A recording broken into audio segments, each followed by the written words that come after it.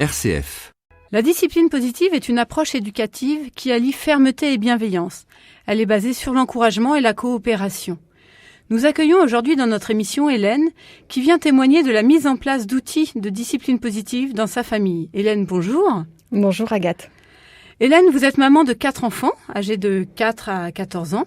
Vous avez participé il y a 2 ans à des ateliers de discipline positive. Quel est le premier outil que vous avez utilisé à la maison ? Alors le premier outil que nous avons utilisé, c'est la boîte à oubli. Alors la boîte à oubli, c'est une grande boîte en plastique transparente qui est installée dans le hall d'entrée de la maison.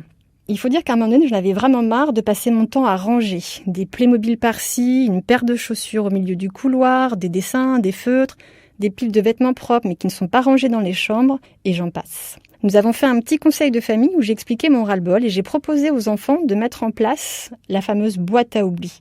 Rien que le nom, ça les a fait rire. Nous avons décidé tous ensemble de ce que l'on avait le droit de mettre dedans ou pas, qui avait le droit de mettre dedans ou pas, et quand est-ce qu'on pouvait récupérer ses affaires. Donc au final, ça donne quoi ? Ça donne qu'on avait décidé que tout le monde avait le droit de la remplir. Tout ce qui traînait en fait le soir après 20h, qui n'était pas rangé à sa place, finirait dans la boîte à oubli. On avait dit tout, sauf le téléphone de maman. On était d'accord. Et quand est-ce qu'on l'ouvre cette boîte ? On l'ouvre une fois par semaine. On l'ouvre le dimanche soir, lors de notre temps d'échange en famille. Et à ce moment-là, on peut la vider et chacun récupère ses affaires. Il faut dire qu'il faut faire attention parce qu'une affaire scolaire en fait qui aurait été mise dedans ne peut être récupérée du coup que le dimanche d'après. Autant vous dire que ça a marché du tonnerre. Merci. Et puis peu de temps après avoir participé aux ateliers, vous vous êtes procuré le coffret pratique intitulé « Rituel de la journée », un coffret réalisé par Anne-Claire Klendienst, formatrice en discipline positive, et Linda Corazza.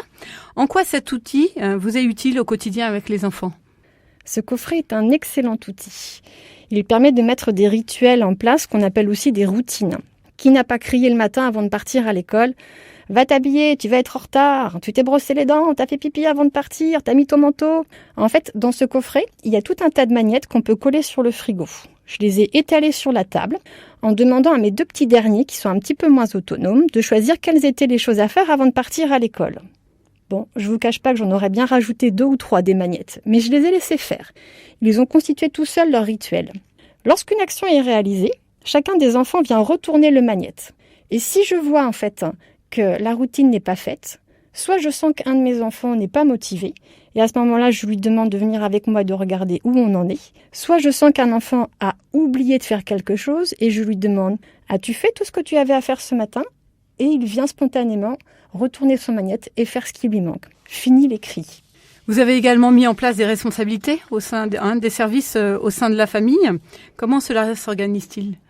Alors, au départ, avant de faire les ateliers de discipline positive, chacun débarrassait son assiette à la fin du repas et c'était la participation de chacun aux tâches quotidiennes. On a commencé la première fois par réunir les enfants en leur demandant tout ce qu'on devait faire lors d'un repas. On a défini ensemble avec eux les responsabilités, chacun son rôle. Et toutes les semaines, on change. Au fur et à mesure, les enfants ont pris d'autres responsabilités au sein de la maison. Par exemple, spontanément demander à s'occuper de notre animal domestique et de changer sa litière. Par contre, il y a un point sur lequel je souhaiterais bien insister, c'est de bien définir ensemble et écrire tout ce qui a été décidé. C'est comme une règle de vie. Ça permet, lorsque l'enfant ne veut pas participer, de lui rappeler qu'il fait partie de ceux qui sont à l'origine de la règle. Merci Hélène pour ce témoignage et ces exemples concrets. Vous pouvez retrouver les outils de la discipline positive dans le livre de Jen Nelson, La discipline positive, aux éditions Marabout, ou en participant à des ateliers.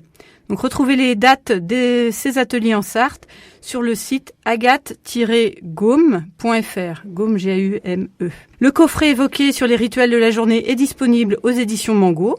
Il a été réalisé par Anne-Claire Klendienst, formatrice en discipline positive, et Linda Corazza, illustratrice sartoise. 3 autres coffrets sont également sortis, l'organisation de la maison, la régulation des émotions et la gestion des écrans. Je vous souhaite une bonne route sur les chemins de l'apprentissage.